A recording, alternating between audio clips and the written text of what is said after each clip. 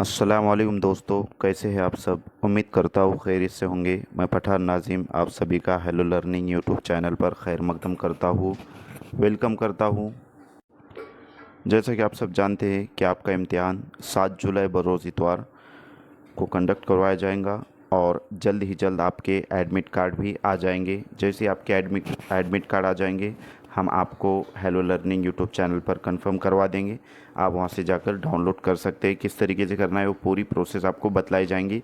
और इसी के साथ साथ आज का हमारा ये जो सेशन रहेगा, इसमें हम इन्वायरमेंटल स्टडीज़ यानी कि ईवीएस पर्यावरण अध्ययन का कंप्लीट मैराथन देखने वाले हैं, जो कि आपके लिए बहुत ही हेल्पफुल होगा और आप इसके ज़रिए, इस सेशन के ज़रिए आप अच्छा स्कोर कर पाओगे और अच्छे नंबरात हासिल कर पाओगे। तो फ्रेंड्स, आज का ये जो हमारा टॉपिक है बहुत ही इम्पोर्टेंट होने वाला है, जिसमें हम एनसीईआरटी से मुतालिक तमाम चीज़ें देखने वाले। तो चलते हम टॉपिक की तरफ। एनसीएफ 2005 के कक्षा 3 से 5 तक के ईवीएस अध्ययन को 6 थीमों में विभाजित किया गया है।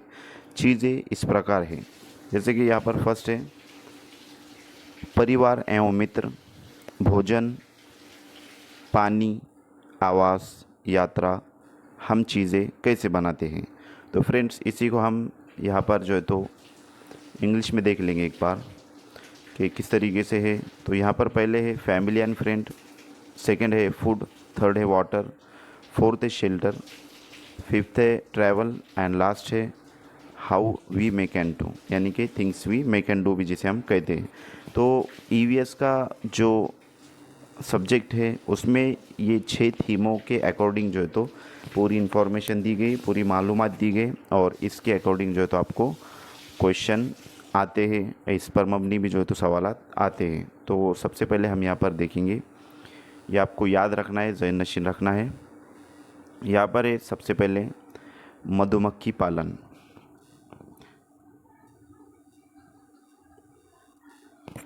बिहार के मुजफ्फरपुर का बोचाहा गांव, इस इलाके में लीची के पेड़ बहुत अधिक पाए जाते हैं।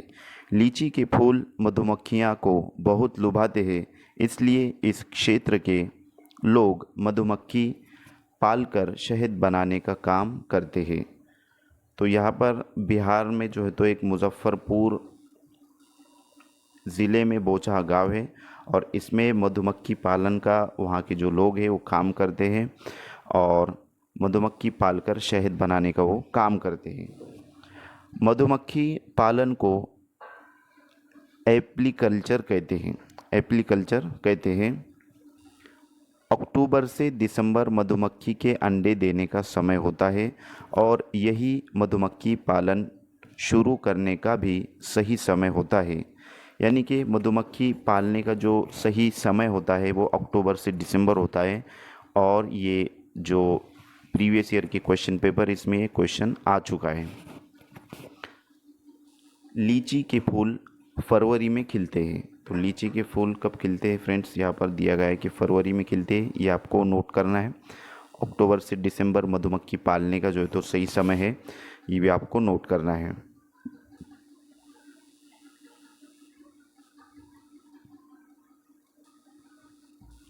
मधुमक्खी के हर छत्ते में एक रानी मक्खी होती है जो अंडे देती है। छत्ते में कुछ नर मक्खियाँ भी होती है। छत्ते में बहुत सारे काम करने वाली मक्खियाँ भी होती है। यह दिन भर काम करती है, शहद के लिए फूलों का रस ढूंढती है। जब किसी मक्खी को रस मिल जाता है तो वह एक तरह का नाच करती है और उससे दूसरी मक्खियों को पता चल जाता है कि रस कहाँ है। वह रस से शहद बनाती है। छत्ता बनाने का काम भी इन्हीं का होता है और बच्चों को पालने का भी। यानी कि जो काम करने वाली मक्खियाँ होती है वो बच्चों को पालने का काम, शहद बनाने का काम और छत्ता बनाने का काम, इस तरीके से उनके काम होते हैं काम करने वाली मक्खियों के। और छत्ते में कुछ नर मक्खियाँ भी होती है और जो रानी मक्खी होती है वो अंडे देती है। ये आपको जहन में रखना है। मधुमक्खी पालन में बक्से का प्रयोग किया जाता है।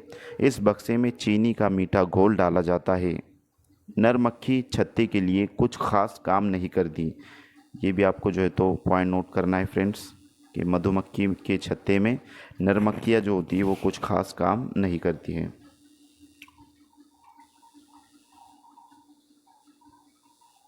मधुमक्खी के डंक में फार्मिक अम्ल होता है, यानी फार्मिक एसिड होता है। मधुमक्खी का जो डंक होता है उसमें फार्मिक एसिड होता है, जैसे कि आपको यहाँ पर इंग्लिश के अंदर नज़र आ रहा है। नेक्स्ट है, तो यहाँ पर हमने मधुमक्खी से रिलेटेड चीज़ों को देखा है। उसके बाद है चींटियाँ। चींटियाँ मिलजुल कर रहती है और चींटियों का काम बटा रहता है। रानी चींटी अंडे देती है, सिपाही चींटियाँ बिल का ध्यान रखती है। इसमें भी जो है तो एक रानी चींटी होती है जो अंडे देती है, और सिपाही चींटियाँ उसका जो बिल होता है चींटियों को वहाँ पर उसको ध्यान रखती है सिपाही चींटियाँ, और ये मिलजुल कर काम करती है। काम करने वाली चींटियाँ भोजन ढूंढकर बिल तक लाती है। चींटियाँ चलते समय ज़मीन पर कुछ छोड़ती हैं, जिसे सूंघकर पीछे आने वाली चींटियों को रास्ता मिल जाता है।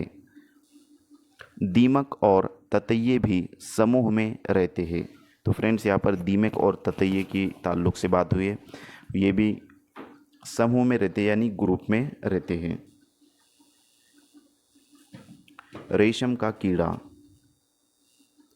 रेशम का कीड़ा अपनी मादा को उसकी गंध से कई किलोमीटर की दूरी से ही पहचान लेता है। तो फ्रेंड्स, रेशम का जो कीड़ा होता है वो उसकी मादा को कई किलोमीटर की दूरी से उसकी जो गंध है, उसकी जो खुशबू है, उससे पहचान लेता है। और मच्छर की तरफ आएंगे हम, जैसे कि मच्छर हमारे शरीर की गंध, खासकर पैरों के तलवे की, और हमारे शरीर की गर्मी से हमें ढूंढ लेते हैं। मच्छर पानी में अंडे देते हैं। डेंगू, मलेरिया, चिकनगुनिया बीमारी मच्छरों के द्वारा फैलती है। तो यहाँ पर 3 चीज़ें बतलाई गई है, डेंगू, मलेरिया और चिकनगुनिया। ये मच्छरों के द्वारा फैलने वाली बीमारी है। रुके हुए पानी में या इकट्ठा हुए पानी में मलेरिया के मच्छर पैदा होते हैं। इसलिए मच्छरों की प्रजनन को रोकने के लिए पानी में तेल डालना उचित रहता है। इससे पानी का पृष्ठ तनाव कम हो जाता है और ऑक्सीजन की आपूर्ति रुक जाती है, जिससे मच्छर का लार्वा मर जाता है। यानी कि मच्छरों की पैदावार को रोकने के लिए उसमें तेल डालना उचित होता है। उसकी वजह से पानी का जो तनाव होता है वो कम हो जाता है, और उसको ऑक्सीजन, मच्छर के जो लार्वे होते हैं, जो अंडे होते हैं, उनको ऑक्सीजन नहीं मिलने की वजह से उसके लार्वे मर जाते हैं और मच्छर की पैदावार जो है तो वहाँ पर ख़त्म हो जाती है। इस वास्ते उसमें तेल डालना उचित होता है। नेक्स्ट है कुत्ता। कुत्ता सड़क पर कुत्ते की अपनी जगह बटी होती है। कुत्ता दूसरे कुत्ते के मलमूत्र की गंध से सीख जाता है कि उसके इलाके में कोई बाहर का कुत्ता आया है। यानी कि उसकी गंध से उसको पता चल जाता है कि उसके इलाके में बाहर का जो है तो कुत्ता आया था। उनकी जगह जो होती है वो बटी हुई होती है। उसके बाद हम देखेंगे चूहों की देखने की क्षमता कम होती है, लेकिन इनके सूंघने, छूने और टेस्ट करने की क्षमता अधिक होती है। उसके बाद है उल्लू अपनी गर्दन पीछे तक घुमा सकता है। तो यहाँ पर 2 पॉइंट नोट करना है आपको फ्रेंड्स, कि उल्लू जो है वो अपनी गर्दन को पीछे तक घुमाता है, वो घुमा सकता है। और उसके फौरी बाद यहाँ पर दिया गया है मैना। तो मैना झटके से अपनी गर्दन आगे पीछे करती है। मैना जो है तो झटके से अपनी गर्दन को आगे पीछे करती है, और गर्दन को पीछे तक कौन घुमाता है? तो उल्लू जो है तो गर्दन को पीछे तक घुमाता है। नेक्स्ट है चीलबाज और गिद्ध। चीलबाज और गिद्ध हमसे 4 गुना अधिक दूर तक देख पाते हैं। चील की पूंछ खांचे वाली होती है। यानी कि हमसे 4 गुना ज़्यादा जो है तो वो देख सकते हैं। और चील की जो पूँछ होती है, दुम होती है, वो खाँचे वाली होती है। गिद्ध मरे हुए जानवरों को खाकर जगह साफ कर देता है और आकाश में ऊंचाई पर उड़ता है। उसके बाद हम देखेंगे कलचिड़ी, इंडियन रॉबिन। कलचिड़ी पत्थरों के बीच अपना घोंसला बनाती है। इनके घोंसलों में पौधों की नाजुक टहनी, जड़ें, ऊन, बाल, रुई सब बिछा रहता है। छोटे छोटे कीड़े खाती है। इनकी चोंच अंदर से लाल होती है। जो कलचिड़ी चिड़िया होती है उसकी चोंच अंदर से लाल होती है। नेक्स्ट है कौवा। कौवों के घोंसले में लोहे के तार और लकड़ी की टहनियाँ जैसी चीज़ें भी होती है। कौवा पेड़ की ऊंची डाल पर घोंसला बनाता है।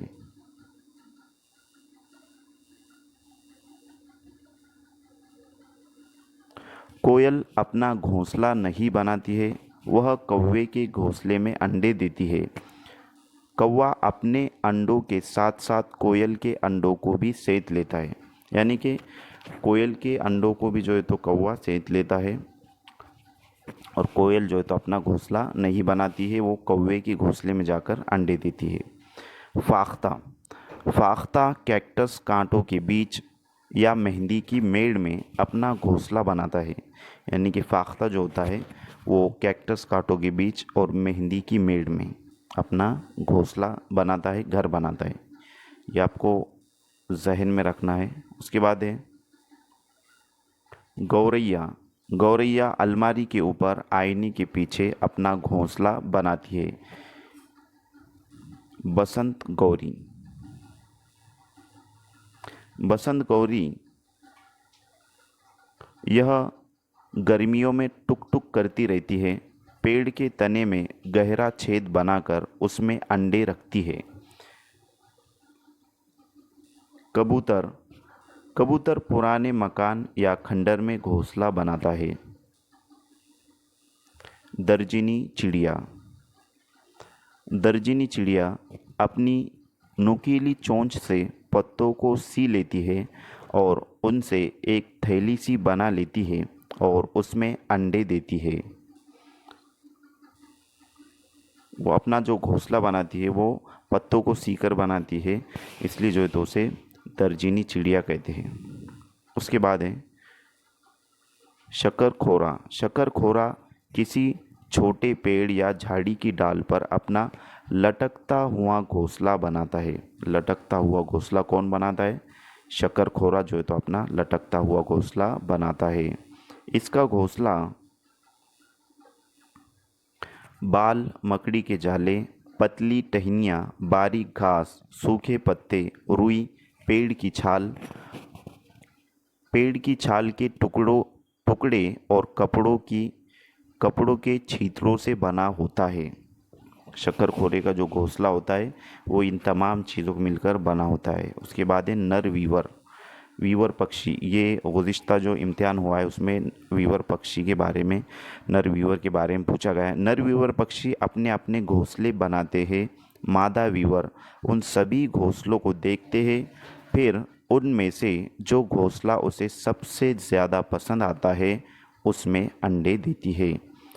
तो फ्रेंड्स, यहाँ पर नर वीवर जो पक्षी होते हैं वो अपने अपने घोंसले बनाते हैं और मादा वीवर उन तमाम घोंसलों को देखती है और उसमें जो है तो उसको सबसे ज़्यादा जो घोंसला पसंद आता है उसमें जाकर वो अंडे देती है। नेक्स्ट है पक्षी। यानी कि पक्षी के बारे में, बर्ड्स के बारे में कुछ इम्पोर्टेंट इन्फॉर्मेशन यहाँ पर। जैसे कि पक्षी केवल अंडे देने के लिए घोंसला बनाते हैं। जब अंडे से बच्चे निकलते हैं तो वे घोंसला छोड़कर उड़ जाते हैं। पक्षी घोंसला छोड़कर पेड़ों, ज़मीन और पानी में अलग अलग जगहों पर चले जाते हैं। अधिकतर पक्षियों की आंखें उनके सर की दोनों तरफ होती है। पक्षी एक ही समय में दो अलग अलग चीज़ों को एक साथ देख लेती है, यानी उन पर नज़र डाल लेती है। जब अलग अलग चीज़ों पर केंद्रित करते हैं तो उनके देखने का दायरा बढ़ जाता है, और जब यह बिल्कुल सामने देखते हैं तो इनकी दोनों आंखें एक ही चीज़ पर होती है। ज़्यादातर पक्षियों की आंखों की पुतलियाँ घूम नहीं सकती, वह अपनी गर्दन घुमाकर ही आसपास देखते हैं। पक्षियों के पंख उन्हें उड़ने में मदद करते हैं और उन्हें गर्माहट भी देते हैं। उनके नए पंख आते रहते हैं और पुराने पंख झड़ते रहते हैं।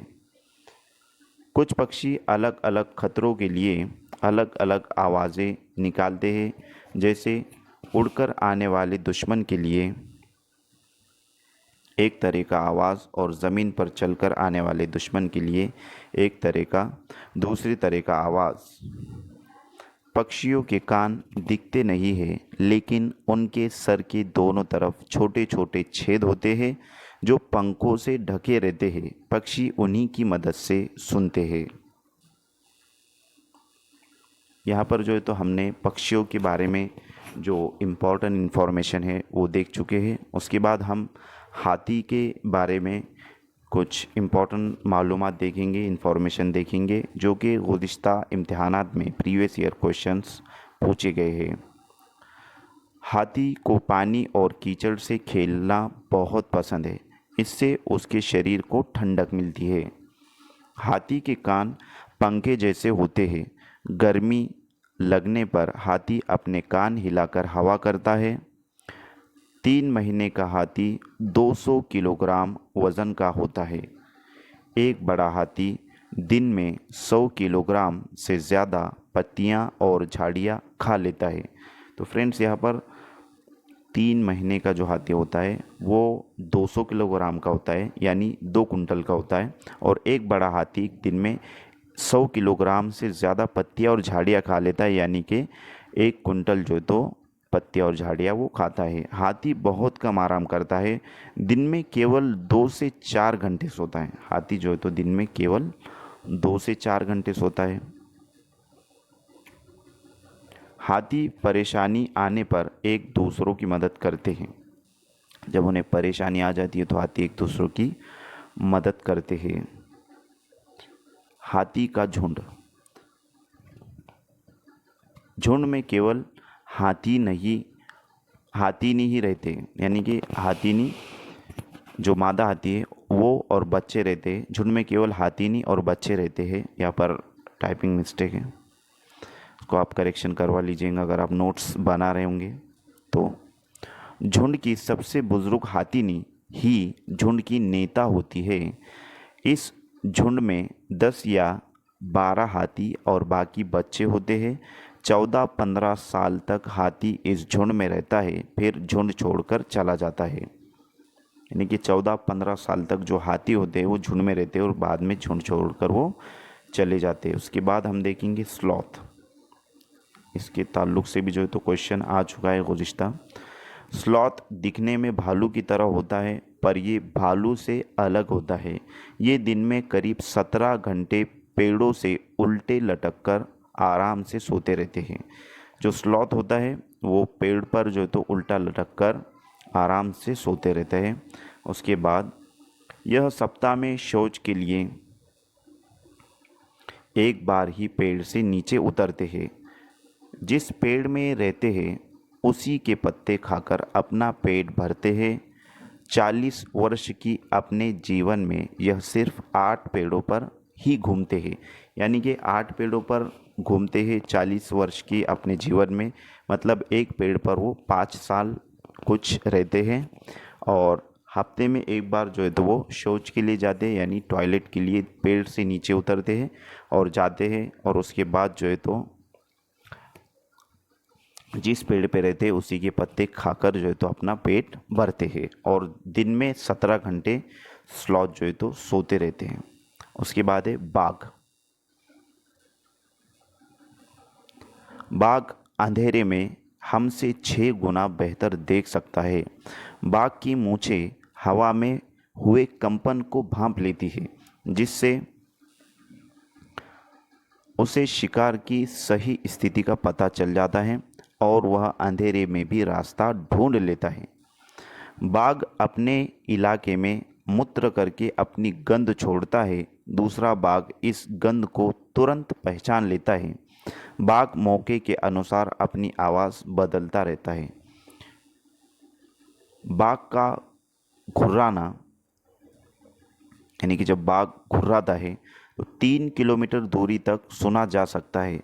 बाघ के दोनों कान बाहर की आवाज़ इकट्ठा करने के लिए अलग अलग दिशा में बहुत ज़्यादा घूम भी जाते हैं। बाघ हवा में पत्तियों की हिलने और झाड़ियाँ में हिलने से हुई आवाज़ के अंतर को तुरंत भांप लेता है। उसके बाद हम देखेंगे सांप। हमारे देश में केवल 4 तरह के ही जहरीले सांप होते हैं। इनके नाम नाग, क्रेत, दुबोया तथा अफाई है। यानी कि नाग, क्रेत, दुबोया, अफाई, ये 4 किस्म के सांप हमारे देश में पाए जाते हैं। जब सांप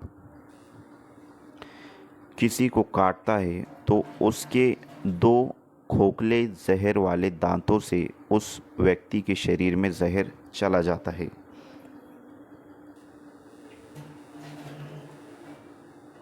जहर से बचने के लिए उस व्यक्ति को सीरम नाम की दवाई दी जाती है, जो सांप ही के जहर से बनाई जाती है। सांप के दांत नुकीले होते हैं, लेकिन वह अपने शिकार को चबाकर नहीं खाता, बल्कि पूरा निगल जाता है। सांप के बाहरी कान नहीं होते, वह ज़मीन पर हुए कंपन को ही सुन पाता है। सपेरों को कालबेलिया भी कहते हैं। कालबेलिया नाच में सांप जैसी मुद्राएं होती है। उसके बाद जो है तो लंगूर देखेंगे कि लंगूर जंगल में ऊंचे पेड़ पर बैठा लंगूर अपने पास आती मुसीबत को देखकर एक ख़ास किस्म की आवाज़ निकालता है।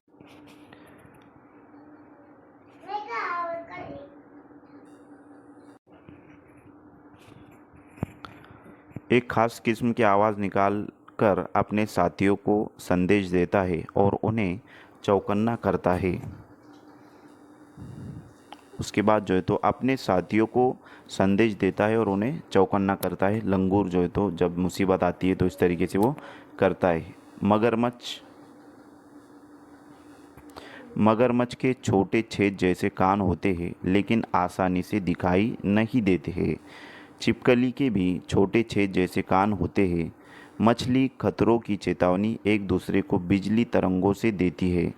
डॉल्फिन भी अलग अलग तरह की आवाज़ निकालती है और एक दूसरे से बात करती है। इस तरीके से मगरमच्छ, छिपकली, मछली, डॉल्फिन के बारे में हमने देखे। और गिलहरी है।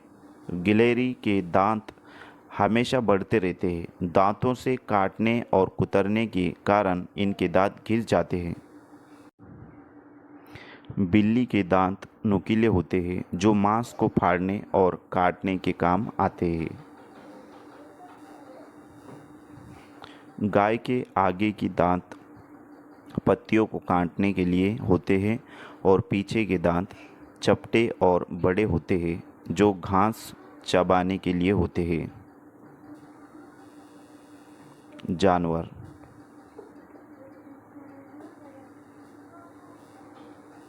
जानवरों की खाल पर जो डिज़ाइन होती है वह उनके बालों के रंग के कारण होती है। दिन में जागने वाले जानवर आमतौर पर कुछ ही रंग देख पाते हैं। रात में जागने वाले जानवर हर चीज़ को सफ़ेद और काली ही देखते हैं। बहुत से जानवर किसी खास मौसम में लंबी गहरी नींद में चले जाते हैं, जैसे छिपकली। कुछ जानवर तूफान या भूकंप आने के कुछ समय पहले अजीब हरकत करने लगती है। जंगल में रहने वाले लोग समझ जाते हैं कि कुछ बुरा होने वाला है। जानवरों में भी देखने, सुनने और महसूस करने की शक्ति होती है। वैज्ञानिकों का मानना है कि कई जानवरों की अपनी पूरी भाषा है। जिन जानवरों के बाहरी कान शरीर पर बाल होते हैं वे बच्चे देते हैं, और जिन जानवरों के बाहरी कान व शरीर पर बाल नहीं होते वे अंडे देते हैं। स्तनधारियों की विशेषताओं में इनके शरीर पर बाल का पाया जाना और कान के मध्य भाग में 3 अस्थियों मिलियन इंक्स व स्टेप्स का पाया जाना प्रमुख है। उसके बाद हम यदि कुछ प्रजातियों को छोड़ दे तो लगभग सभी स्तनधारी वर्ग के जंतु बच्चे देते हैं, तथा जिन जानवरों में यह नहीं पाए जाते वे अंडे देते हैं। उसके बाद हम देखेंगे घास। घास का पौधा जितना ज़मीन के ऊपर होता है उससे कहीं ज़्यादा ज़मीन के अंदर फैला हुआ होता है। घास की जड़ें बहुत मजबूत होती है, इन्हें खुरपी से खोदकर निकाला जाता है।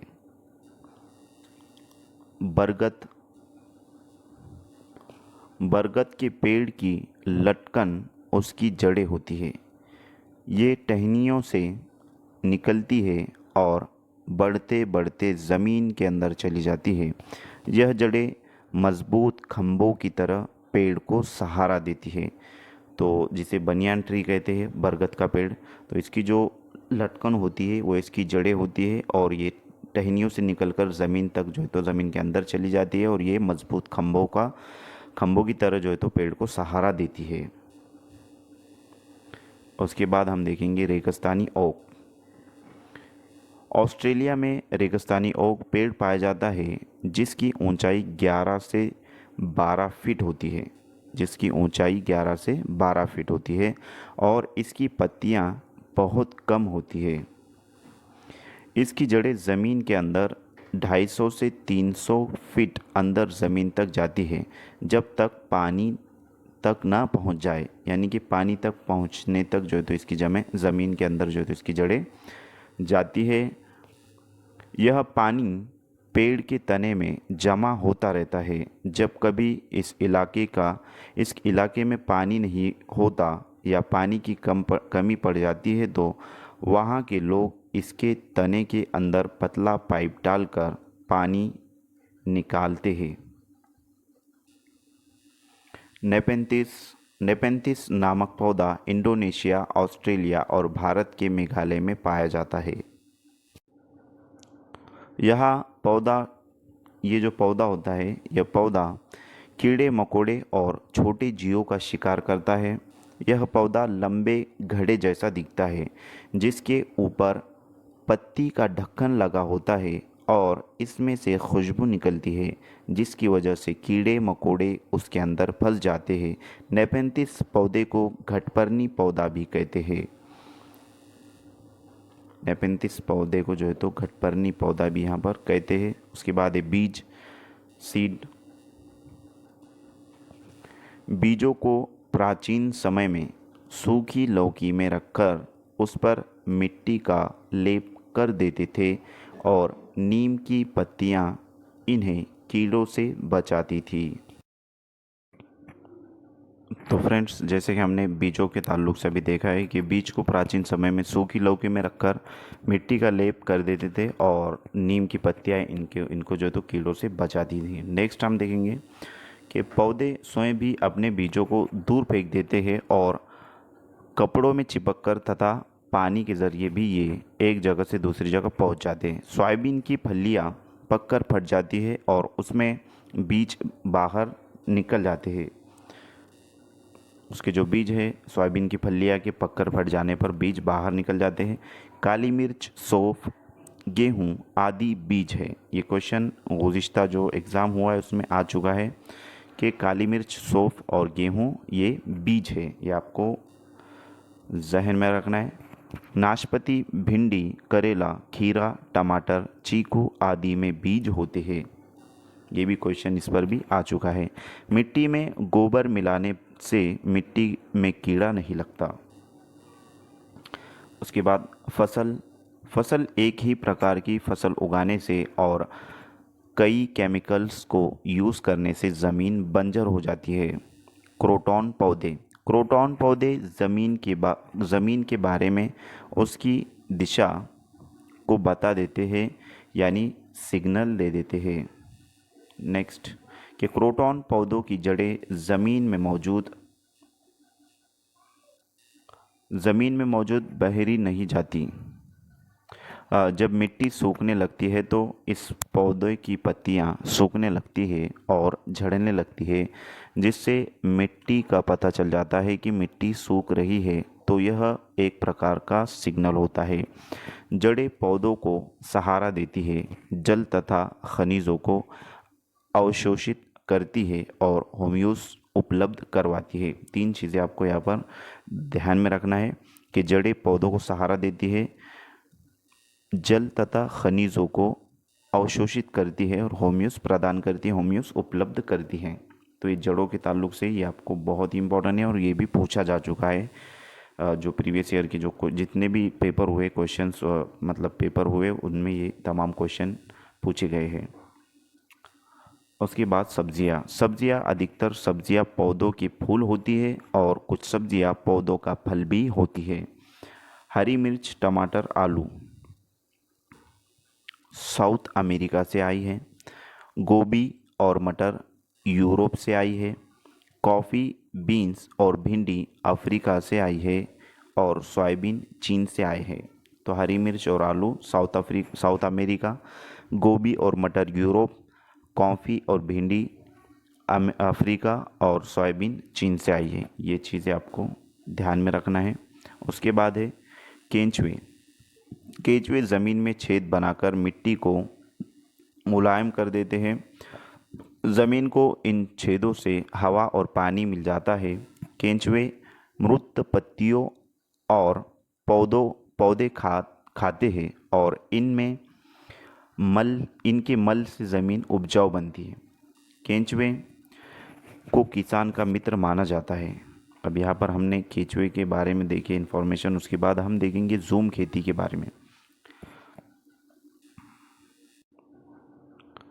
जूम खेती का तरीका बिल्कुल अलग है। फसल कटने के बाद ज़मीन को कुछ साल तक ऐसे ही छोड़ देते हैं, उसमें खेती नहीं करते। उस जगह जो बांस या जंगल उग जाता है उसे उखाड़ते नहीं है, बस उसे गिराकर जला देते हैं। यह राख ज़मीन में खाद का काम करती है। ज़मीन को जलाते हुए आसपास के पेड़ न जले, जंगलों को नुकसान न पहुँचे, इसका भी ध्यान रखना पड़ता है।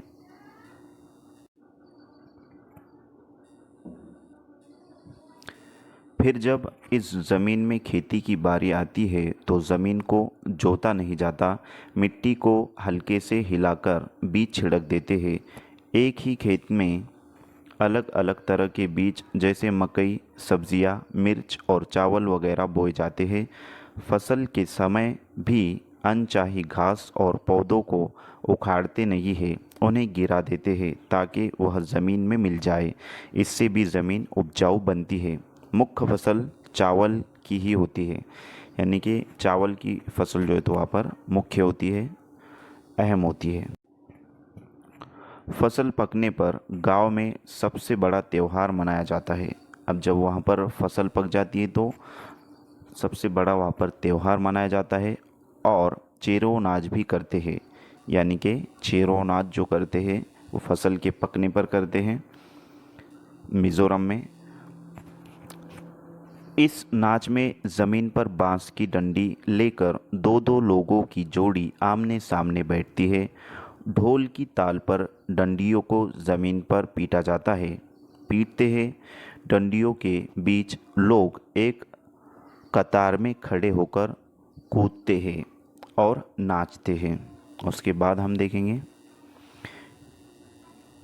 स्थानांतरित खेती यानी झूम खेती उत्तर पूर्वी तथा आदिवासी क्षेत्रों में की जाती है।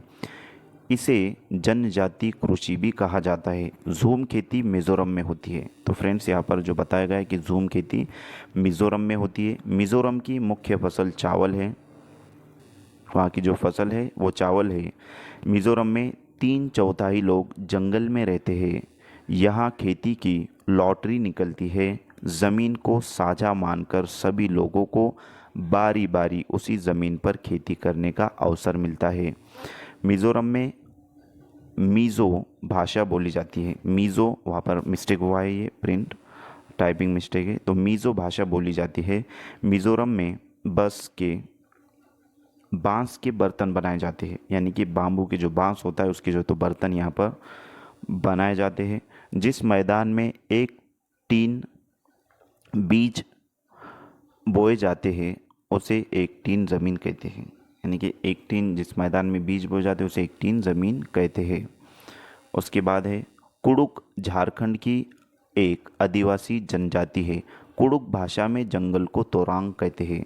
तो जंगल को यहाँ पर तोरांग कहते हैं कुड़ुक भाषा में।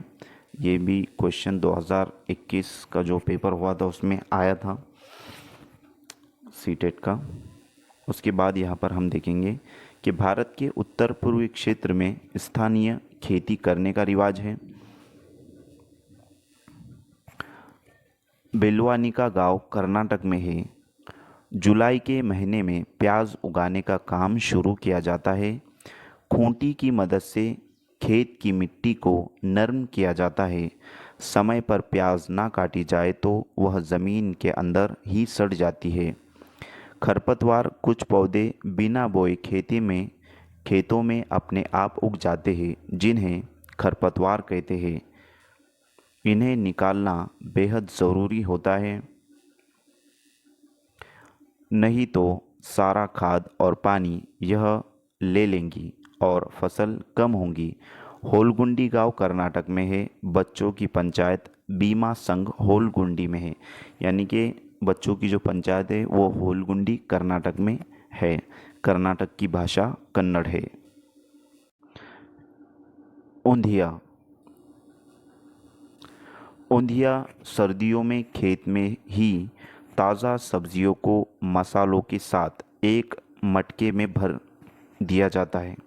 यानी कि सर्दियों के मौसम में खेत में ही जो है तो ताज़ा सब्जियों को मसाले के साथ एक मटके में भर दिया जाता है और सील बंद कर देते हैं। यानी कि मटके का जो ऊपर का मुंह होता है उसको बंद कर देते हैं। कोयले के अंगारों में मटके को रखकर सब्जियों को पकाया जाता है।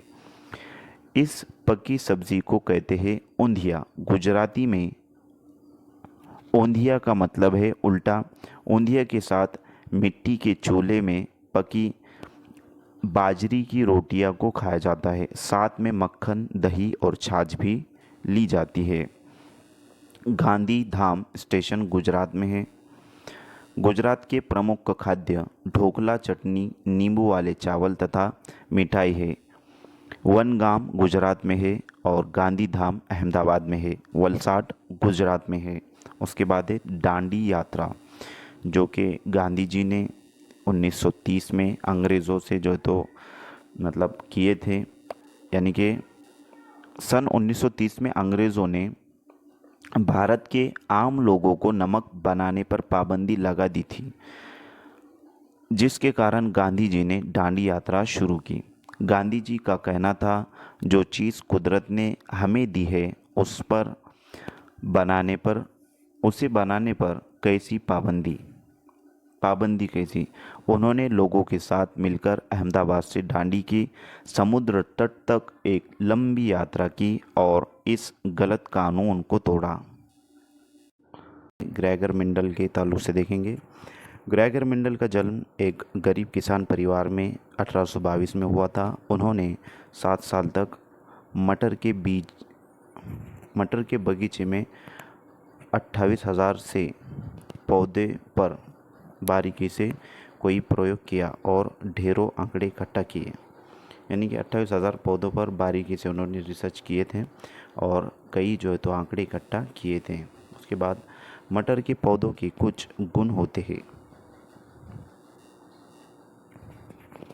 जो जोड़ियों में आते हैं, जैसे बीज या तो मुलायम होगा या खुरदुरा, और इनसे निकली अगली पीढ़ी के बीजों में भी बीज या तो मुलायम होगा या फिर खुरदुरे बीज का रास्ता कुछ नहीं होता। यानी कि खुरदुरे बीज जो है तो होते हैं या फिर मुलायम होते, इस तरीके से जो है तो होता है। नेक्स्ट है जंगल के ताल्लुक से देखेंगे। जंगल, यहाँ पर आपको जंगल अधिकार कानून 2007, जो लोग 25 सालों से जंगलों में एक जगह रह रहे हैं तो उन्हें यह कानून अधिकार देता है कि वह इस जगह पर जो चाहे वह उगा सकते हैं, उन्हें हटाया नहीं जाएगा। जंगल का संरक्षण वहाँ की ग्राम सभा करती है। खानों की खुदाई और बांधों का निर्माण करने से जंगल ख़त्म होते जा रहे हैं। उसके बाद परिवार, एकल परिवार में माँ बाप और उनके बच्चे होते हैं। जो एकल परिवार होता है उसमें माँ बाप और उनके बच्चे होते हैं, जबकि संयुक्त परिवार में दादा दादी, चाचा बुआ, माँ बाप और बच्चे होते हैं, या नाना नानी, मामा मामी, मौसी, माँ बाप और बच्चे होते हैं। उसके बाद बेचेंद्री पाल है। बेचेंद्री पाल भारत की पहली और विश्व की 5वीं महिला थी जिन्होंने माउंट एवरेस्ट की चोटी पर चढ़ाई की। बेचेंद्री पाल बचपन में एक पिकनिक में गई थी जहां वे 4000 मीटर ऊंची चोटी पर चढ़ गई थी। तब यह कुल 12 वर्ष की थी। यानी कि 12 साल की उम्र में बेचेंद्री पाल ने जो है तो एक चढ़ाई की थी। एक पिकनिक पर जब वो गई थी तो ऊंची चोटी पर चढ़ाई की थी। यह उत्तराखंड के गढ़वाल एरिया में नाकुरी गांव में बड़ी हुई। उन्होंने नेहरू इंस्टीट्यूट ऑफ माउंटेनियरिंग से अपनी ट्रेनिंग हासिल की। इनके गाइडर ब्रिगेडियर न्यान सिंह थे। 1984 में माउंट एवरेस्ट में जाने के लिए टीम मेंबर बनी, यानी कि टीम की जो है तो वो मेंबर बनी थी। 23 मई को दोपहर के 1:07 पर अपना पहला कदम 8,848 मीटर ऊंची चोटी माउंट एवरेस्ट पर रखा। इनके साथ एक और मेंबर भी गई थी। ये एक साथ कदम नहीं रख पाए क्योंकि वहाँ जगह नहीं थी, तो पहले उन्होंने अपना कदम रखा, उसके बाद अपना सर झुकाया, झंडा फहराया और तस्वीरें ली। माउंट एवरेस्ट को नेपाल में सागरमाथा भी कहते हैं। कर्णम मल्लेश्वरी यह एक वेटलिफ्टर है, आंध्र प्रदेश की रहने वाली है। यह 130 किलोग्राम तक का भार उठा लेती है, यानी 130 किलोग्राम वो वज़न उठा लेती है। भारत के बाहर उन्होंने 29 मेडल जीते हैं। सुनीता विलियम 360 किलोमीटर दूर स्पेस में गई थी और सुनीता विलियम ने 6 महीने से ज़्यादा अंतरिक्ष में समय बिताया। वह सबसे लंबे समय तक स्पेस में रहने वाली पहली महिला थी। सुनीता विलियम के अनुभव स्पेसशिप में, यानी कि जब वो स्पेसशिप में गई थी तो वहाँ के जो उसके अनुभव है, उसके जो एक्सपीरियंस है उसने शेयर किए थे कि वह एक जगह बैठ नहीं पाती थी, एक जगह से दूसरी जगह तैरते फ्लोट रहते थे, यानी कि तैरते हुए जाना पड़ता था, कि पानी भी नहीं रुकता था, बुलबुल बन के फ्लोट करता था, यानी बुलबुले बन के जो है तो पानी फ्लोट करता था, और चेहरा या हाथ धोने के लिए बुलबुले पकड़ना पड़ता था और कागज़ गीला करना पड़ता था। वहाँ कंघी करने की आवश्यकता नहीं थी क्योंकि बाल हमेशा खड़े रहते थे। वहाँ टहल नहीं सकते थे और फ्लोट करने की आदत हो गई थी। एक जगह पर रुकने के लिए खुद को बांधना पड़ता था। नील आर्मस्ट्रॉन्ग चांद पर उतरने वाले प्रथम व्यक्ति थे। वे चांद पर 1969 में गए थे। भारत अर्जेंटीना के विपरीत देशांतर पर है, इसलिए भारत के लोग अर्जेंटीना के लोगों के सापेक्ष उल्टे हैं। अल-बेरूनी के ताल्लुक से भी क्वेश्चन आ चुका है। अल-बेरूनी 1000 से भी ज़्यादा साल पहले एक यात्रा भारत आए।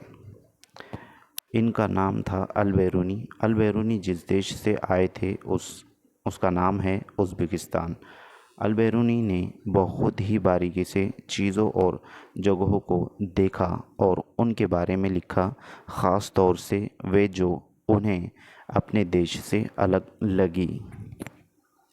यानी कि उन बातों को उन्होंने लिखा जो उनके देश से अलग थी। अल्बेरूनी उस समय के तालाबों के बारे में लिखते हैं कि यहाँ के लोग तालाब बनाने में तो माहिर हैं, अगर हमारे देश के लोग इन्हें देखेंगे तो हैरान रह जाएंगे। बहुत बड़े बड़े भारी पत्थरों को लोहे के कुंडों और रस्सियों से सुरियों से जोड़कर तालाब के चारों तरफ चबूतरे बनाए जाते हैं। इन चबूतरों के बीच में ऊपर से नीचे जाती हुई सीढ़ियों की लंबी कतारें होती हैं। लोगों के उतरने चढ़ने के रास्ते अलग अलग होते हैं। यह कभी भीड़ लगने से परेशानी नहीं होती। मतलब यह जो भीड़ जब लगती है तो उसमें कोई परेशानी और दिक्कत नहीं होती है, क्योंकि सीढ़ियाँ बड़ी बड़ी होती है। आज इतिहास पढ़ने वाले लोगों को अल्बेरूनी की किताबों से उसे ज़माने के बारे में बहुत कुछ पता चलता है। मतलब उनकी जो किताबें लिखी हुई है उससे जो है तो बहुत कुछ मालूमात हासिल होती है। उसके बाद है चमकता सितारा, स्टार गर्ल। सूर्यमणि एक चमकता सितारा, स्टार गर्ल है। चमकते सितारे उन साधारण लड़कियों की असाधारण कहानियाँ हैं जिन्होंने स्कूल जाकर अपनी ज़िंदगी बदल दी। सूर्यमणि चाहती थी कि लोग त्योहार पर अपने गीत गानों को गाए, उन्हें भूले ना और अपने पहनावे को चाव से पहने। जड़ी बूटियाँ की समझ और बांस की चीज़ बनाने की कला बच्चे भी सीखे। अपनी स्कूल की भाषा तो सीखे ही, अपनी कुड़ुक भाषा के ताल्लुक से बात हो रही है। कुड़ुक है वो, मिस्टेक हुई यहाँ पर प्रिंट टाइपिंग। तो कुड़ुक भाषा का रिश्ता भी उसे जोड़, यह सब तोरांग केंद्र में होता है। तोरांग में कुड़ुक समाज और अन्य आदिवासियों के ख़ास किताबों को संभाल कर रखा गया है। गाने बजाने की कई चीज़ जैसे बांसुरी, तरह तरह के ढोल भी हैं। सूर्यमणि 21 साल की थी जब उसने वासवी दीदी और कई लोगों की मदद से एक केंद्र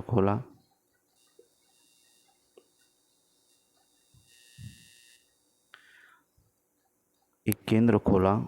उसने एक जगह का नाम रखा तोरांग। कुड़ुक भाषा में तोरांग का मतलब जंगल है। मतलब कुड़ुक जो भाषा है उसमें तोरांग का मतलब जंगल होता है। उसके बाद है केरल। केरल में टिपियोका ज़मीन के नीचे उगाया जाता है। यह एक प्रकार का फल है जिसे केरल के लोग उबालकर खाते हैं।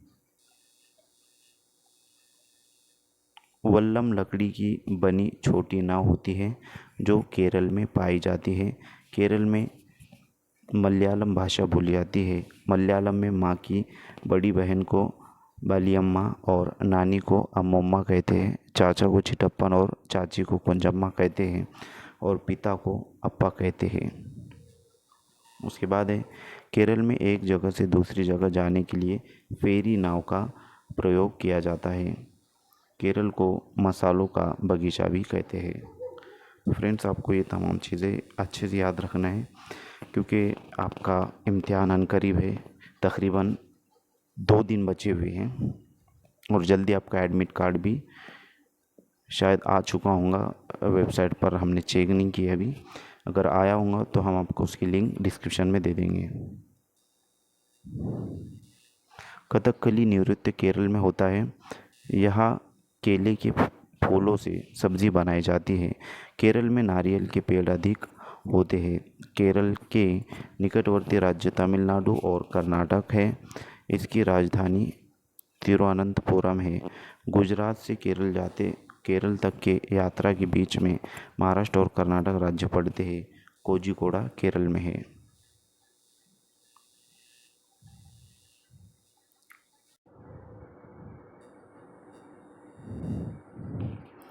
मलप्पुरम ज़िला केरल में है। गोवा से केरल तक रेल के रास्ते में 92 सुरंग और 2000 पुल पड़ते हैं। तमिलनाडु भारत के दक्षिण में स्थित है। इसके पड़ोसी राज्य केरल, कर्नाटक तथा तेलंगाना है। उसके बाद हम देखेंगे असम। असम में घर ज़मीन से 10 या 12 फीट ऊपर होते हैं। ऊंचाई में बनाने की वजह से भारी बारिश होती है, यानी कि ऊंचाई पर जो घर बनाए जाते हैं उसकी वजह यह है कि भारी बारिश होती है। यह बांस से बनाए जाते हैं, अंदर भी लकड़ियों का प्रयोग होता है। असम में बांस तथा रस्सी के पुल बनाए जाते हैं। यहाँ बारिश बहुत अधिक होती है, कभी कभी घुटनों तक पानी भर जाता है। यहाँ बांस को गरीबों का टिम्बर कहते हैं। उसके बाद है बिहू। माघ बिहू 14 और 15 जनवरी असमिया कैलेंडर के 10वें महीने माघ की प्रथम एवं द्वितीय तिथि को माना जाता है। पहले दिन को उरुका कहते हैं। इस दिन अस्थाई शेड छप्पर बनाते हैं जिसे भेलाघर कहते हैं और सामूहिक भोज का आयोजन होता है। बोरा असम में खाए जाने वाला चावलों की एक किस्म है जो पकने के बाद चिपचिपी हो जाती है। बिहू त्यौहार चावल की नई फसल काटने पर असम में मनाया जाता है। भेलाघर घास और बांस से बनाया जाता है। ताव कढ़ाई को आग पर रखकर उसमें पानी उबाल लेंगे और भीगे हुए चावलों से भरी हुई कढ़ाई उस पर रख देंगे तथा उसे केले के पत्तों से ढक देंगे। थोड़ी देर बाद चेवा चावल तैयार हो जाएगा। औरतें पीले रंग के कपड़े पहनती है। लड़कियां रंग बिरंगे मेखला चादर पहनती है। उसके बाद यहाँ पर भात शुक्तो चावल और रस्सी वाली सब्ज़ी को कहते हैं। उसके बाद हम देखेंगे राजस्थान के बारे में। राजस्थान में मिट्टी के घर बनाए जाते हैं। घरों की दीवारें बहुत मोटी होती है और उन्हें लीप पोत कर सुंदर बनाया जाता है और उनकी छत कंटीली झाड़ियाँ से बनती है। उसके बाद है राजस्थान में टैंका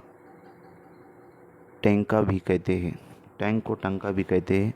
अपने आंगन में ज़मीन में गड्ढा खोदकर टैंक का निर्माण करते हैं और अपनी छतों का ढाल बनाते हैं जिससे कि बारिश का सारा पानी इस टैंकों में जा गिरे और बाद में इसे छान कर उपयोग में लाते हैं।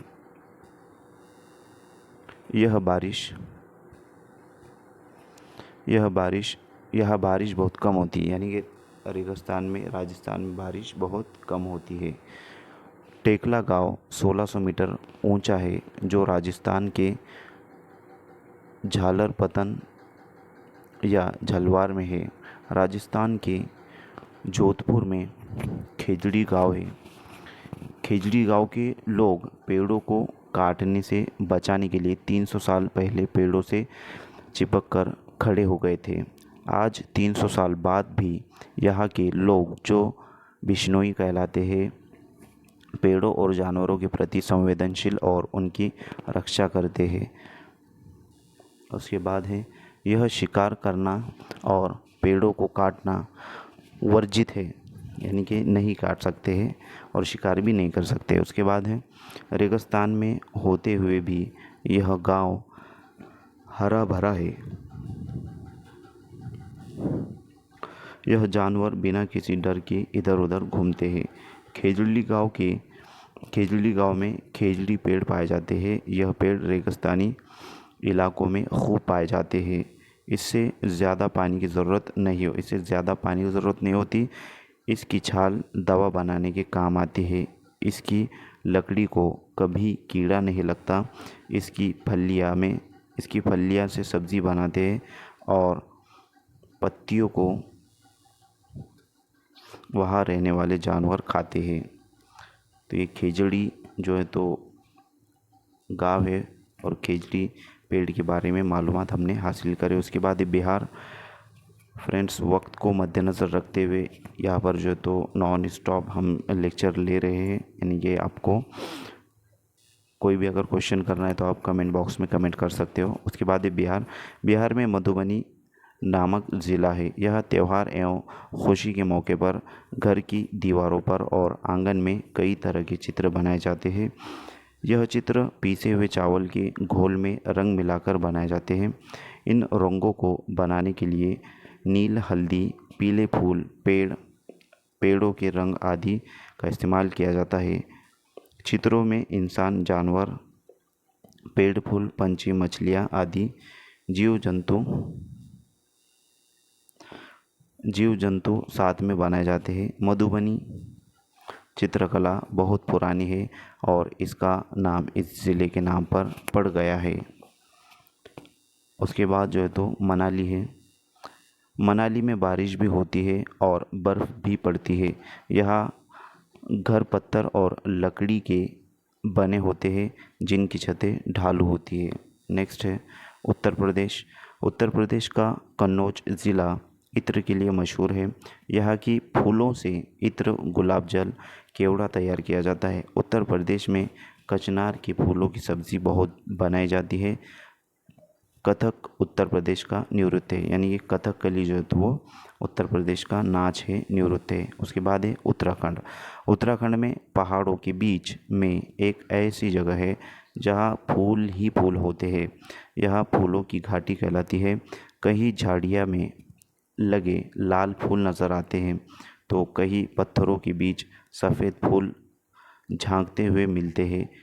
पीले पीले फूलों के लंबे चौड़े कालीन जैसे मैदान भी है और कहीं कहीं अचानक घास के बीच छोटे छोटे तारों जैसे नीले फूल दिखाई देते हैं।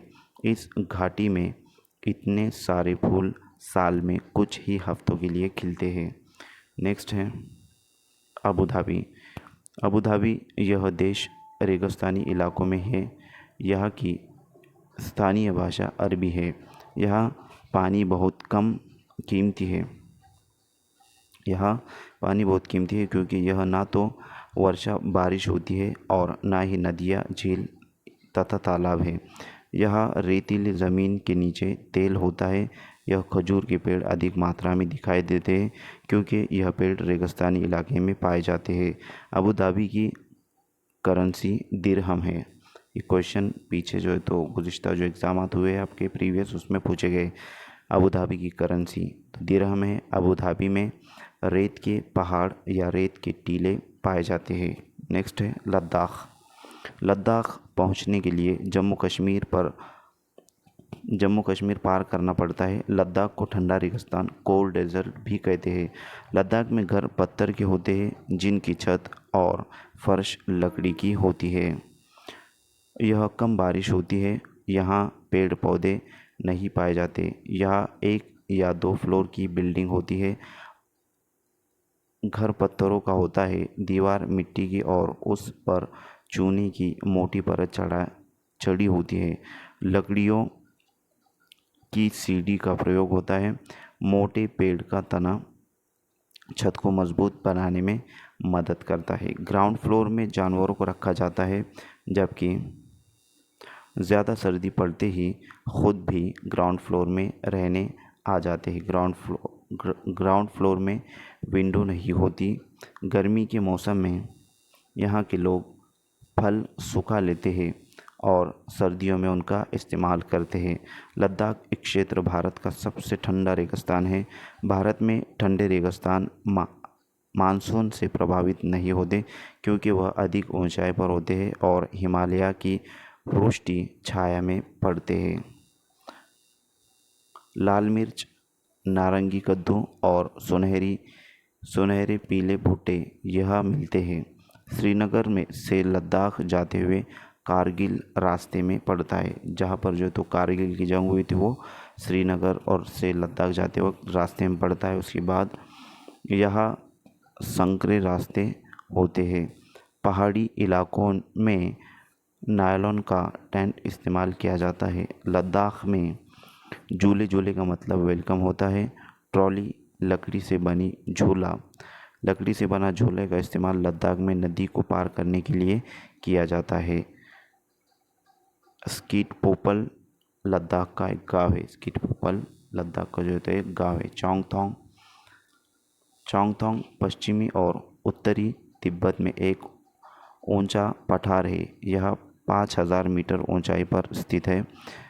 ये जो तो 5000 की ऊंचाई पर जो तो मौजूद है, जो कुछ हद तक भारत के लद्दाख एक क्षेत्र के दक्षिण पूर्व में भी फैला हुआ है। यह भी यह एक यह भी एक यह एक भी पेट्रोल पंप नहीं है। यह चांगपा नाम की प्रजाति है जिसकी आबादी कुल 5000 लोग हैं। यह हमेशा अपनी भेड़ बकरी के साथ घूमते रहते हैं। चांगपा लोग अपने टेंट को रैबो कहते हैं। यहाँ सर्दियों में 70 किलोमीटर प्रति घंटे की हवा चलती है।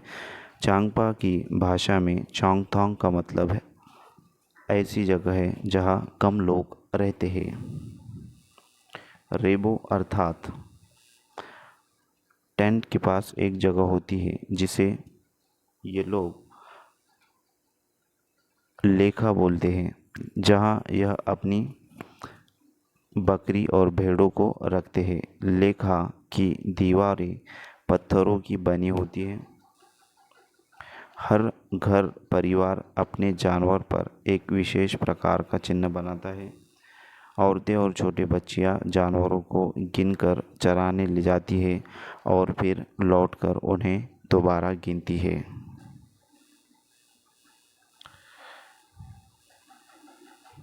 यहाँ लोग अपनी बकरियों को ऊंचाई और ठंडी जगह पर चराने ले जाते हैं, जिससे बकरियों के बाल घने और मुलायम हो जाते हैं। उसके बाद है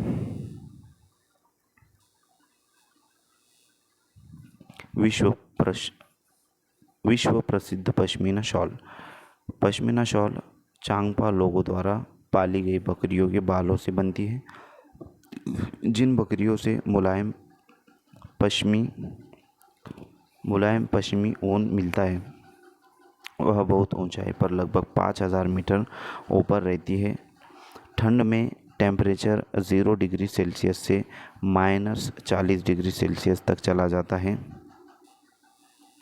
बकरी के शरीर पर गर्म बालों का कोट बन जाता है। इनमें से कुछ बाल बकरियां गर्मियों से गिरा देती है, जिनका प्रयोग पश्मीना शॉल बनाने में होता है। इनका एक बाल इतना पतला होता है कि उनके 6 बाल हमारे बाल के बराबर होते हैं। उनके 6 बाल हमारे बाल के बराबर होते हैं।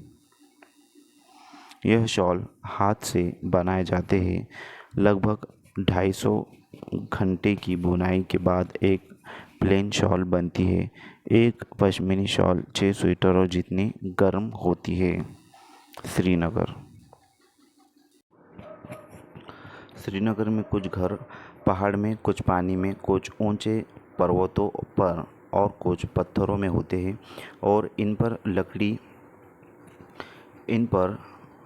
लकड़ी की सुंदर डिज़ाइन बने होते हैं। हाउस बोट यह 80 फीट लंबी हो सकती है और 8 से 9 फीट तक चौड़ी। डोंगा ये नाव झेलम नदी में डल झील में मिलती है। इसके अंदर कई कमरे होते हैं और अंदर से यह एक घर की तरह लगती है। इन पर लकड़ियों की सुंदर डिज़ाइन बनाए जाते हैं। जो इसके छत पर डिज़ाइन होता है उसे ख़त्मबंद कहते हैं। कश्मीर के गांव में घर पत्थर से बनते हैं और ढलान वाली छतें होती हैं। कुछ पुराने घरों में विशेष प्रकार की खिड़कियां होती है जो दीवारों पर निकली होती है। इन्हें डैप कहा जाता है। इनमें सुंदर डिज़ाइन बना होता है। कुछ पुराने घर पत्थरों के बने हुए हैं और कुछ ईंट और लकड़ी के भी हैं। दरवाजे और खिड़कियों में सुंदर मेहराब है। उसके बाद है शिकारा।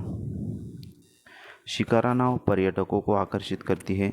कश्मीर में सरसों के तेल में मछली को पकाकर खाते हैं। गोवा में नारियल के तेल में जो है तो मछली को पकाकर खाते हैं। कहवा कश्मीर की एक ख़ास किस्म की चाय है। उर्दू डोंगरी कश्मीर की भाषा है। उसके बाद है आंध्र प्रदेश। पोचमपल्ली ज़िला आंध्र प्रदेश में है। इस ज़िले में अधिकतर लोग बुनकर है अतः इस बुनाई को पोचमपल्ली और कलमकारी के नाम से जाना जाता है। नल्लामड़ा आंध्र प्रदेश में है और मुख्तारपुर गांव आंध्र प्रदेश के पोचमपल्ली ज़िले में है। आंध्र प्रदेश में लोगों का एक समूह एक विशेष कैंप लगता है। इस कैंप के द्वारा कम उम्र की शादीशुदा लड़कियों को दोबारा स्कूल भेजने में मदद की जाती है। उसके बाद है मुंबई भारत का सबसे बड़ा शहर है। दिल्ली से मुंबई जाने के लिए गुजरात राजस्थान को पार करते हुए महाराष्ट्र में आना पड़ता है। दिल्ली से मुंबई 1400 किलोमीटर दूर है। Victoria terminus railway station Mumbai में है। पहली बार 16 अप्रैल 1853 को मुंबई से थाने के बीच पहली रेलगाड़ी चली थी। नेक्स्ट है नागपांडा और अफसाना मंसूरी बास्केटबॉल टीम मुंबई में है। उसके बाद है शोलापुर मुंबई में है। बाजारगांव महाराष्ट्र में है। कफ परेड मुंबई में है। बच्चू खान प्लेग्राउंड मुंबई में है जिसका नाम मुस्तफ़ा खान कोच के नाम पर पड़ा। सहजन के फूलों के पकौड़े महाराष्ट्र में पाए जाते हैं। उसके बाद है वर्ली पारंपरिक कला है जिसका प्रचलन महाराष्ट्र में है। यह महाराष्ट्र गुजरात सीमा पर सर्वाधिक देखने को मिलता है। नेक्स्ट है गोलकुंडा फोर्ट हैदराबाद में है। दीवार का भाग एक गोलाकार शेप में है जिसे बेसंच या बुर्ज कहते हैं। गोलकुंडा की बाहरी दीवारों पर ऐसे 87 बुर्ज है। कुतुबशाही सुल्तानों ने गोलकुंडा में 1518 से 1687 तक शासन किया। इससे पहले 1200 ईस्वी में गोलकुंडा किला मिट्टी का बना हुआ था। ऊंची और गोल दीवारें दूर तक देखने में मदद करती थी जिसे आक्रमण का पता चल जाता था। औरंगज़ेब के ताल्लुक़ से बात हो रही फ्रेंड्स। औरंगज़ेब यह आक्रमण करने आए थे पर वह असफल रहे। यहाँ पर जो है तो टाइपिंग मिस्टेक है बहुत सारी टाइपिंग मिस्टेक है तो आप समझ कर जो है तो सुनिए इसको कि औरंगज़ेब यह आक्रमण करने आए थे पर वह असफल रहे। लगभग 8 महीने तक किले के बाहर अपनी सेना के साथ रहे। किले के चारों तरफ खाई थी जिस वजह से आक्रमण नहीं कर पाए। उस समय कांसा ब्रॉन्ज की बंदूक बनती थी। तो इस तरीके से यहाँ पर भी प्रिंटिंग मिस्टेक है और टाइपिंग मिस्टेक, और यहाँ पर भी जो है तो टाइपिंग मिस्टेक है। यहाँ पर असफल है, ये जो है तो सफल हो गया है। तो फ्रेंड्स आज का जो दिन रहा है वो पूरा जो है तो टाइपिंग में गया है। और ये जो लेक्चर है ये ख़ास आप जो 7 जुलाई को जो एग्ज़ाम देने वाले स्टूडेंट्स हैं उनके लिए है, जिसकी जो तो ईवीएस की कुछ भी तैयारी अभी नहीं हुई है। तो अगर ये 2 सेशन आप लोग देख लेते हो, फर्स्ट सेशन और नेक्स्ट सेशन जो कि ग्रेगर मेंडल तक हुआ था, और अब ये जो तो ग्रेगर मेंडल के बाद वाला जो सेशन है ये जो चल रहा है, अगर ये 2 सेशन भी आप देख लेते हो तो एनसीईआरटी में जो जितने मार्क के लिए पूछ जाती है आप पूरे में से पूरे लेकर आओगे। उसके बाद है हज़ारों सालों से घुमंतु वर्ग कांस्य ब्रॉन्ज से चीज़ें बनाते आ रही है। नेक्स्ट है कांसा ब्रॉन्ज तांबे और टीन की मिश्र धातु है, यानी कि कॉपर और टीन। ये आपको याद रखना है, इससे पहले ये सवाल आ चुका है। उसके बाद है सुल्तान अब्दुल हसन संगीत और कुचिपुड़ी डांस का शौकीन था। कुआं या बावड़ी। कुआं या बावड़ी के ताल्लुक से देखेंगे कुएं के सूखने के प्रमुख कारण क्या क्या है।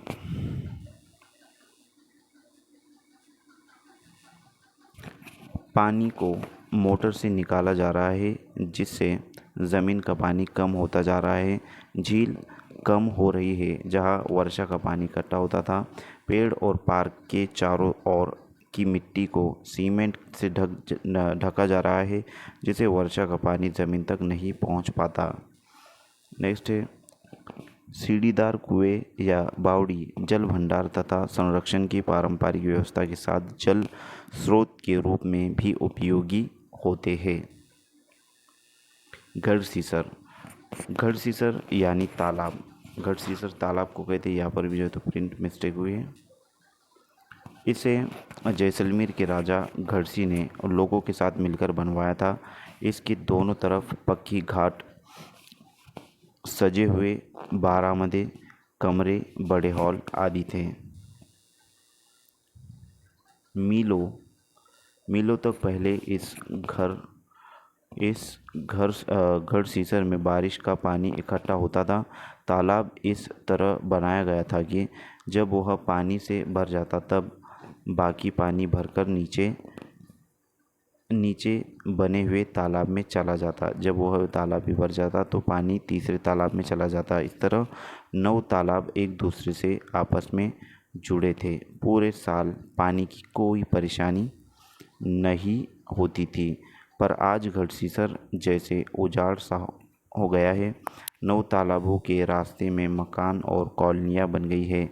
यहाँ इकट्ठा होने वाला पानी अब तालाब की तरफ ना जाकर बेकार बह जाता है। नेक्स्ट है मृत सागर। फ्रेंड्स, मृत सागर के ताल्लुक से देखेंगे कि मृत सागर सभी सागरों की वैसे तो सभी सागरों की पानी में नमक होता है, लेकिन मृत सागर दुनिया का सबसे नमकीन सागर है। इतना नमकीन कि लगभग 1 लीटर पानी में 300 ग्राम नमक होता है। और मृत सागर में हम ऐसे तैर सकते हैं जैसा आराम से लेटे हो। जल में ऑक्सीजन की कमी के कारण मछलियाँ मर जाती है। पानी को साफ़ करने का सबसे अच्छा तरीका पानी को उबालना है। गंदा पानी पीने से दस्त और हैज़ा हो सकता है। दस्त या उल्टी से शरीर का बहुत सारा पानी बाहर निकल जाता है। लिंग हू फैन सांप के मांस से बनाया जाने वाला पकवान है जिसे हांगकांग में खाया जाता है। पेट्रोलियम प्राकृतिक रूप से बनता है पर इसके बनने की गति बहुत ही धीमी होती है। इसके बनने में लाखों करोड़ों साल लग जाते हैं। ज़मीन से निकलने वाला कच्चा तेल गहरे रंग का गाढ़ा तरल पदार्थ होता है जिसमें गंध होती है। इसे रिफ़ाइन किया जाता है। रिफ़ाइन होने के बाद इससे मिट्टी का तेल डीजल, पेट्रोल और वायुयान में प्रयोग होने वाले ऑयल, एलपीजी, मोम, कोलदार ग्रीस बनता है। नेक्स्ट है एनीमिया हेमोग्लोबिन या आयरन की कमी के कारण होता है। यह शरीर और मानसिक रूप से प्रभावित करता है। इससे बच्चे ठीक से पढ़ते नहीं है। इनका एनर्जी लेवल लो हो जाता है, पढ़ाई में ध्यान नहीं रहता। नेक्स्ट है मलेरिया बुखार में कपकपी और ठंड लगती है। रोनाल्ड रॉश ने सबसे पहले बताया कि मलेरिया मच्छरों के कारण होता है और यह भारतीय मूल के थे। तो यहाँ पर जो है तो रोनाल्ड रॉश का आपको नाम याद रखना है। मलेरिया मादा मच्छर एनाफिलीज से फैलता है। उसका नाम दिया गया पर एनाफिलीज। मलेरिया को दूर करने की दवाई सिंकोना पेड़ की छाल से बनाई जाती है। ये जो चीज़ें हैं जो आपको बॉक्स में नज़र आ रही है उसको अच्छे से याद रखना है। नेक्स्ट है लोहा। गुड़, आंवला और हरे पत्तेदार सब्जियां में मिलता है जैसे कि पालक, गुड़, आंवला और पालक। तो ये चीज़ें आपको याद रखने भी सवाल आ चुका है। भूख लगने का पता मस्तिष्क के हाइपोथैलेमस से पता चलता है। ये भी ध्यान में रखना है, आपको ख्याल में रखना है हाइपोथैलेमस। नेक्स्ट है, जब जब चार तरह की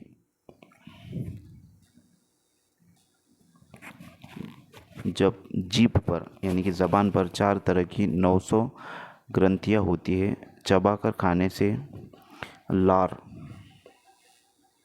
चबाकर खाने से लार से टाइलिन निकलकर स्टार्च का माल्टोज शुगर में बदल देता है, जिससे भोजन मीठा लगने लगता है।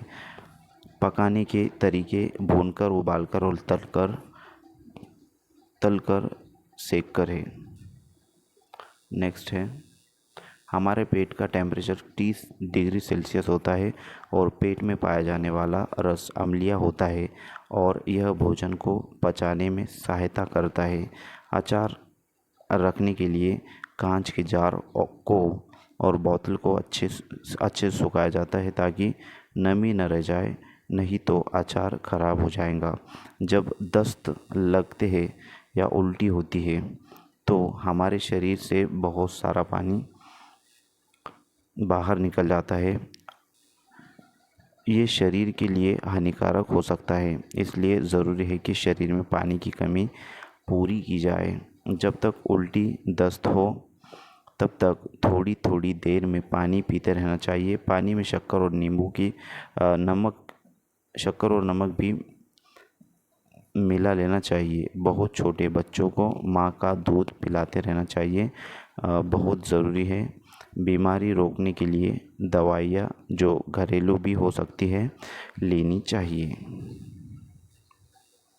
नेक्स्ट है ब्रेल लिपि। एक मोटे कागज़ पर एक नोकीली चीज़ से 6 बिंदुओं को उभारा जाता है, फिर उभरे हुए बिंदुओं पर उंगलियां के सहारे इन्हें स्पर्श करते हुए पढ़ा जाता है। यह ब्रेल लिपि कहलाती है। सोइल ब्रेल फ्रांस की थी।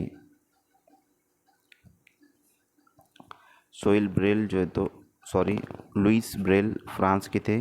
3 साल की उम्र में अपने पिता के औजारों से खेलते हुए उनकी आंखों की रोशनी चली गई थी। पढ़ाई में बहुत रुचि थी, तो यह पढ़ने और लिखने के विभिन्न तरीके सोचने लगे और फिर एक तरीका निकाला जो बाद में नूडल्स स्क्रिप्ट के नाम से जाना गया। यह स्क्रिप्ट 6 बिंदुओं पर आधारित होती है। अब यह कंप्यूटर के प्रयोग से भी लिखी जाती है। 6 बिंदुओं पर आधारित होती है। National park. Jim Corbett national park Uttarakhand में है। यहाँ हाथी और चीता पाए जाते हैं। काजीरंगा राष्ट्रीय पार्क असम में है। यहाँ एक सींग वाला गेंडे के लिए मशहूर है और यहाँ हाथी और चीता भी पाए जाते हैं। गिरा राष्ट्रीय उद्यान गुजरात के जूनागढ़ में है। यह चीता और बब्बर शेर पाए जाते हैं। बांदीपुर राष्ट्रीय पार्क कर्नाटक में है। यहाँ हाथी और चीता पाए जाते हैं। भारत का पहला राष्ट्रीय उद्यान जिम कॉर्बेट राष्ट्रीय उद्यान है। भारत का सबसे बड़ा राष्ट्रीय उद्यान हिमिस लेह जम्मू कश्मीर में है। सबसे छोटा राष्ट्रीय park south button Andaman Nicobar में है और देश में सबसे अधिक राष्ट्रीय पार्क मध्य प्रदेश में है। विश्व का एकमात्र तैरता हुआ राष्ट्रीय पार्क उद्यान केवल लामजाओ मणिपुर में है। नेक्स्ट है, देश का सबसे बड़ा बाघ अभयारण्य नागार्जुन सागर आंध्र प्रदेश में है। कोकनी गोवा की भाषा है। उसके बाद है, पैर की हड्डी टूटने पर 6 सप्ताह का प्लास्टर चढ़ता है। सबसे ज़्यादा चावल उड़ीसा के कालाहांडी ज़िले में उगाया जाता है। डोरा गाजी खान पाकिस्तान में है। उसके बाद सोहना गांव हरियाणा में है। सोहाना से दिल्ली जाते हुए गुड़गांव रास्ते में पड़ता है। उसके बाद गीजू भाई बड़े गुजरात में रहते थे और बच्चों के लिए मज़ेदार किस्से, कहानियाँ और पत्र लिखते थे। नेक्स्ट है ट्रॉली। यह लकड़ी से बनी एक झोला होता है। यह लोहे की रस्सी पर टंगा होता है जो बोरी की मदद से रस्सी पर सरकता है। 4-5 बच्चे एक साथ इसमें बैठ सकते हैं। रस्सी से बना ये झूला होता है, ये लोहे की रस्सी पर टंगा होता है, लकड़ी से बना होता है वो। उसके बाद है ऊंट गाड़ी। राजस्थान में एक जगह से दूसरी जगह जाने के लिए ऊंट गाड़ी का प्रयोग किया जाता है। उसके बाद है जुगाड़। जुगाड़ यह आगे से मोटर बाइक की तरह दिखता है और पीछे से लकड़ी के फट्टों से बना होता है। बैलगाड़ी यह मैदानी इलाकों में के गांव में प्रयोग किया जाता है। समुद्र तट। भारत का पश्चिमी समुद्र तट अरब सागर के रूप में जाना जाता है, जिसके किनारे महाराष्ट्र, गुजरात, कर्नाटक, केरल तथा गोवा राज्य स्थित है। ये आपको जहन में रखना है। और भारत का पूर्वी तट बंगाल की खाड़ी के रूप में जाना जाता है, जिसके किनारे पश्चिम बंगाल, आंध्र प्रदेश, तमिलनाडु, उड़ीसा राज्य पर जो है तो स्थित है। उसके बाद एक गैस, ये हमारा ये लास्ट टॉपिक रहेगा, गैस। द्रव्य से गैस में परिवर्तन होने की प्रक्रिया वाष्पीकरण कहलाती है। वाष्पीकरण की प्रक्रिया उस समय सबसे धीमी होती है जब सत्य एक क्षेत्र और तापमान दोनों में कमी होती है। जब सत्य का क्षेत्र बड़ा होता है तो तापमान कम या अधिक होने की स्थिति में भी वाष्पीकरण होता है। उसके बाद है उसके अंदर जो है तो कार्बन डाइऑक्साइड, क्लोरोफ्लोरोकार्बन, नाइट्रोक्साइड, मीथेन और ग्रीन हाउस जैसी गैसेस होती है, जो कि जलवायु परिवर्तन के लिए जिम्मेदार होती है और उनके विषय में गर्मी बढ़ती रहती है। भारत में क्लोरोफ्लोरोकार्बन पर रोक लगा दी गई है। तो फ्रेंड्स, मैं उम्मीद करता हूँ कि आपको सेशन अच्छा लगा होगा। अगर आप चैनल पर नए तो चैनल को सब्सक्राइब ज़रूर करें, बेल आइकन को प्रेस करें ताकि आने वाली वीडियो की नोटिफिकेशन आप तक पहुँचे, और अपने दोस्तों में ज़्यादा से ज़्यादा शेयर करें जो सीटेट की तैयारी कर रहे हैं। Thank you for watching my video. Thank you very much Indeed for your cooperation and have a nice day.